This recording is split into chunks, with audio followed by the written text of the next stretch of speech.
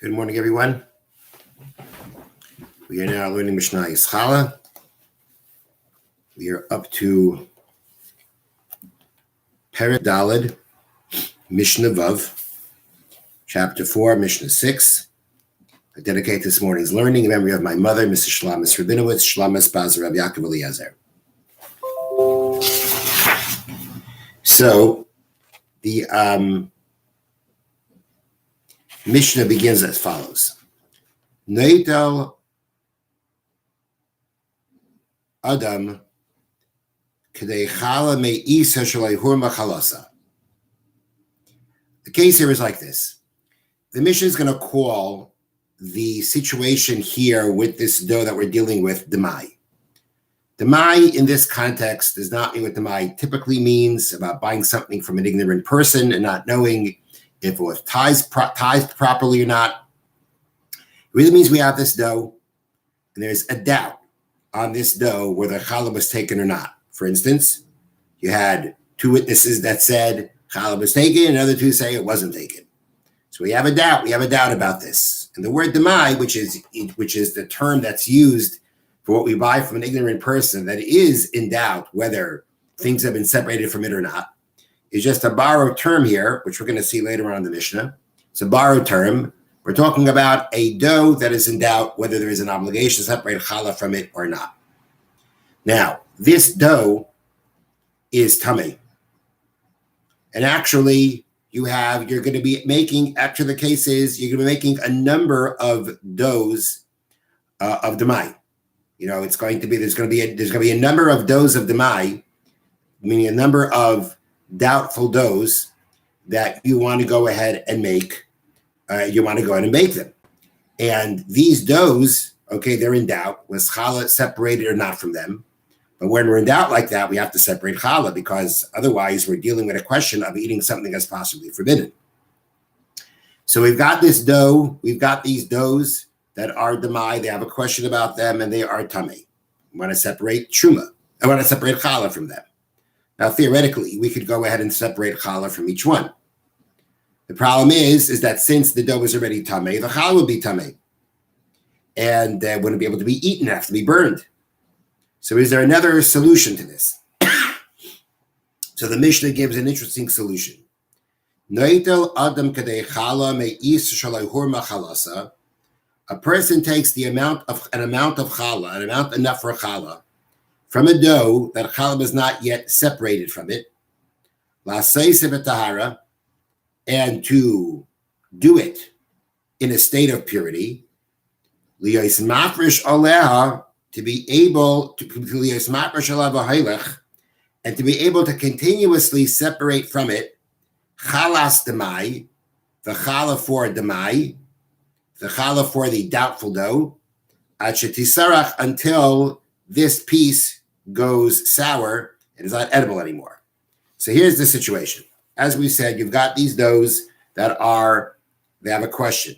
Has challah been separated from them or not? They're tamei. So what you want to do is now you want to be able to separate from a dough that is pure for these doughs that are impure. And again, there's a question about them. It's a doubt whether they even need challah or not, but we have to do it. You have to separate in case they do need challah. And you're going to do it from a dough that is pure for these doughs that aren't pure. Because if I could do it from the dough that's pure, then the challah can be eaten by the Kohen. So the Mishnah says if you want to, what you could do is the following. You could basically take a piece of dough, challah is to be separated from it. And it's pure, it's tar. Okay? It's tar, it's impure. No tumah, no ritual contamination has come to it in any form.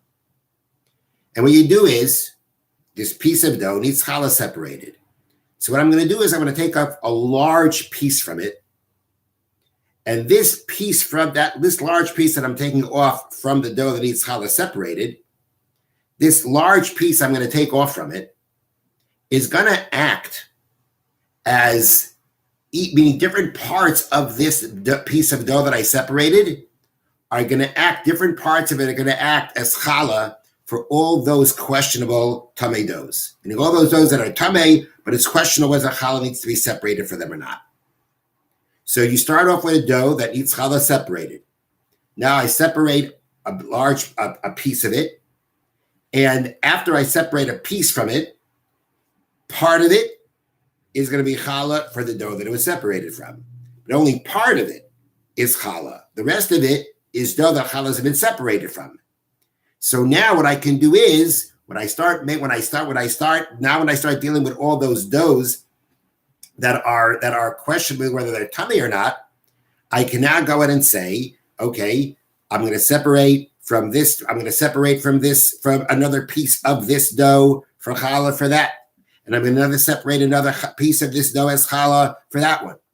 Basically, as many doughs of many doughs that are tummy, but questionable whether they need challah or not, I'll be able to, as they come along, I'll be able to separate challah for them from this tahar dough. I can do this, the Mishnah says, until the dough goes bad, until it's sour. It's not edible anymore. If it's not edible anymore, I can't separate it as challah.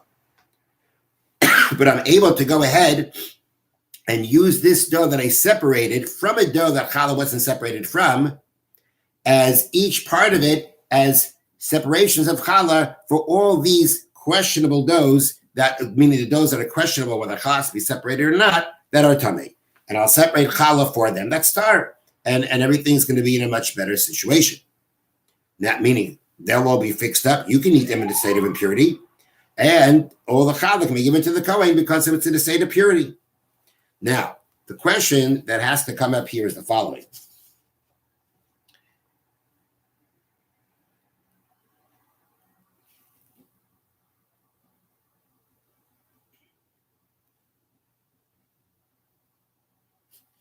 Just 1 second.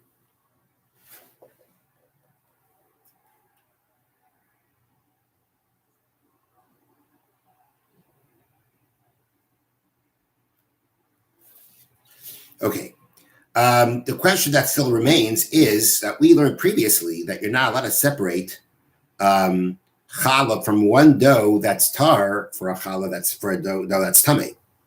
We had that previously. You're not allowed to. So you can't separate from a dough that is tar for a dough that is tummy. The problem was because the person is very, he doesn't want his tar dough to become tummy. And therefore, he kind of distances the tar dough from the dummy dough in a way that you're not going to have the fulfillment of the law that when you separate challah from one dough for another, that's maybe namukaf. They have to be nearby. If they're going to be nearby, you're going to be nervous that they're going to touch. And therefore, you may go too far away and separate challah in a way that's invalid. That's why we said previously you cannot separate from a dough that is pure for a dough that's impure. But here we're allowing you to do that. So the Mishnah tells us the following to answer that question. Shechalas demai nitelas min atar ala tamei v'shaloi min hamukaf. The challah of demai, the challah that I separate for these doughs that it's a question whether they need challah separated or not, can be taken from tar, from what is tar and what is tamei, and you can actually do it from something that's not close by. So when we're dealing with a dough that is a question, there's a doubt whether it needs challah or not, at the end of the day, the restrictions that we have in a regular case don't necessarily apply. So if I'm going to separate from one dough for another, if I'm separating for a dough of demai, it's a question whether the challah be separated from the dough or not. And I'm going to separate from other dough in case it needs separation. These other doughs need separation. I don't have to be nearby to do it. And if I don't need to be nearby to do it, then I don't have the problem. I don't have the issue that the sages had with separating from a dough that is pure for a dough that is impure. And therefore, I could, in a case where I'm separating challah for a dough of demai for a questionable dough, I would be able to separate from a dough that is pure for the dough of demai that is impure. And that's why here the Mishnah says that I will be able to take challah for all these doughs that are impure, since they're demai, I will be able to separate from the pure dough for them. And I don't have an explanation we're about to say. And for some reason, the Mishnah is deciding to tell us, to do it in this way, where the Mishna decided to use a case where you're expecting to have a number of these questionable doughs. And because of that, you could actually go ahead and separate, as the Mishnah says, separate a piece of dough from a dough that challah wasn't taken from. And you can use different parts of that dough as challah for all these other doughs that are tameh until you can't do it anymore. Mishnah, seems to add that in. The commentaries don't at least here don't. This is actually, the commentaries call this a very difficult Mishnah. So we're using one approach that the art scroll here brings down to go ahead and explain the Mishnah. But even according to this explanation, there's still a question. The main point of the Mishnah is that if we're dealing with the Mai, I can separate from pure for impure, and they don't have to be nearby. That's the main point. Why the Mishnah have to make the case where I have a number of these questionable doughs, and I'll be able to cover them all by separating one big piece of dough and then use pieces of it until I can't use it anymore as the challah for these doughs that are tameh. Why it brought that in here, I don't know. But that is what the Mishnah says. You would be able to do that. You would be able to keep designating parts of this dough as challah for all these doughs that are tameh until the dough becomes inedible anymore, and then you wouldn't be able to separate it as challah. Okay.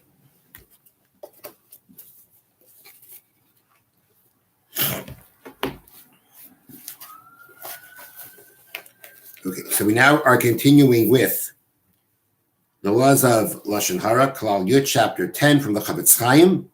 This is chapter 10, paragraph Sif Yud Daled 14. Now, yesterday we began this paragraph, which was talking about that when you want to tell other people how somebody harmed you, and you're doing it in order to get back what was stolen from you, prevent further damage, further embarrassment, you'd be allowed to tell other people about it, even though it's personal to you. And the Chavetz Chaim said that it's necessary to just make sure in this case, since you're biased for yourself, that you fulfill all the conditions that were mentioned previously about telling other people about how other people hurt other people, not yourself. You have to be very careful to make sure those conditions will be fulfilled. So we went through a number of them, and now we're up to Prat Chamishi, the fifth condition. Your intention should be for a constructive purpose, not to get back at the person. And this is the main point. This is the whole point of why you can do. This is the basis for why you can do this. It's because you're doing it for a constructive purpose. Now, there's a little footnote here that, the examples that we used until now about doing it for a constructive purpose when you personally were the victim was to get the damages paid, to get the person, to prevent the person from embarrassing you if you know in advance he's planning on doing it, to get him to stop doing it. So on the bottom here in a footnote, the Chavetz Chaim suggests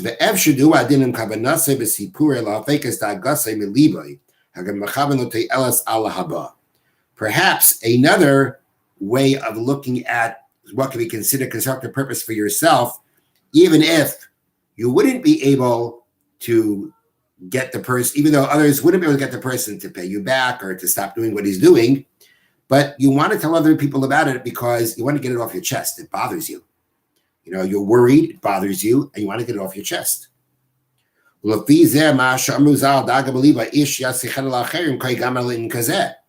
Our sages say, if you're worried about something, you should find someone you can confide in. It's a way of bringing yourself back to giving yourself more peace. The Gemara, the Talmud says this is something a person should do. The question is, could you do it when it would end up being Lashon Harah on someone else?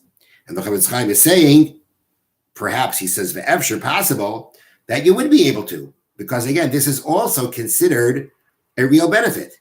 Just as it's considered a real benefit to get your money back or to prevent any further damages or embarrassment, to get it off your chest and to relieve yourself of that stress, may also be considered a constructive purpose, and you're able to do so.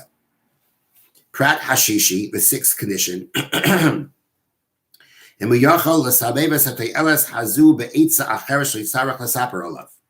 you can find some other way of being able to get to your goal of being helped without having to tell other people about him.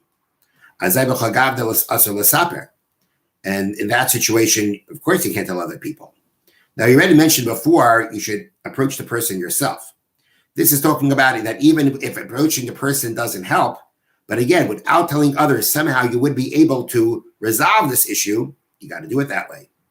And even if it's necessary for him to tell over what happened, but he's able to minimize the wrongdoing so that the person isn't so degraded in the eyes of others.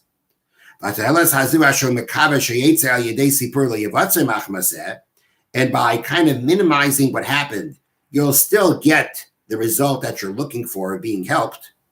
It's interesting. The wording is mitzvah, which means it's very appropriate that a person should minimize it and not reveal all the bad in front of the people hearing this. Since otherwise, the result that you're looking for it to be helped will come out anyway. Prat Hashvi, in the seventh condition, that by now telling other people about what this person did, it should not bring about any kind of damage to the person that you are talking about. More than what would happen to him, were people to testify on him in a bezdin for this. Meaning, if let's say the case is the guy stole from you, you want to go ahead and tell other people to get it back. Now, so if you know that by telling the other people, the result will be min hadin, will be according to the law. Meaning, if let's say two witnesses would go to a Beis rabbinical court, you'd have your full testimony, you'd have the power of bezdin, of the rabbinical court, and they would now go to get you to get you back what was stolen from you. So now you're not going to a beis din, you're going to a private person, you're going to people, you're telling them what happened, and you'll get the same result. You'll get exactly what would have happened in a beis din, which is what this person deserves. But if now by telling other people what he did, he's going to get worse than what a beis din would do to him for what he did to you, then you're not allowed to do it. This person is wrong, and he needs to be corrected. But you're not allowed to put him through suffering more than what he deserves. So if you were to go to other people and tell them about it, and you want to tell them about it so you can get your thing back, but this person, besides having to give it back, is going to suffer even more because you told these other people about it, which is that more is not something he is deserving of suffering according to halacha, according to Jewish law for what he did, then even though your intention is to help yourself, you wouldn't be able to tell others about it because you cannot cause even the person who victimized you to lose out or to be hurt more than what he deserves according to halacha, according to Jewish law. Have a wonderful day.